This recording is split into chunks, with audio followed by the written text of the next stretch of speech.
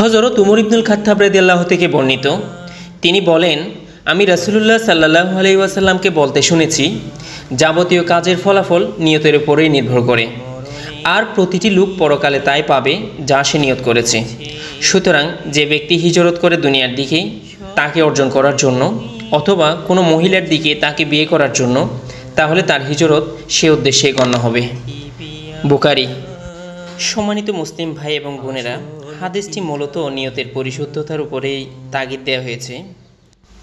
আমরা যদি যে কোনো কাজ আল্লাহর সন্তুষ্টি অর্জনের উদ্দেশ্যে করি, অর্থাৎ আল্লাহর বিধান মোতাবেক করি, তাহলে সকল কাজের জন্য আমরা সওয়াব পেতে থাকব।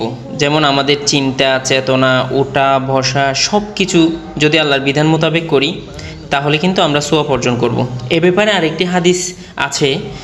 রাসূলুল্লাহ সাল্লাল্লাহু আলাইহি ওয়াসাল্লাম বলেছেন, মান আহাব্বা লিল্লাহি ওয়া বাগাদা লিল্লাহি ওয়া আতা লিল্লাহি ওয়া মানা লিল্লাহি ফাকাদ ইস্তাকমালাল ঈমান। অর্থাৎ যে আল্লাহর জন্যই কাউকে ভালোবাসলো, আল্লাহর জন্যই কাউকে ভালোবাসা থেকে বিরত থাকলো, আল্লাহর জন্যই কাউকে কোনো কিছু দান করলো, আবার আল্লাহর জন্যই কাউকে কোনো কিছু দান করা থেকে বিরত থাকলো, সে যেন তার ঈমানকে পরিপূর্ণ করে নিল। আসল ঠিকানা নয়।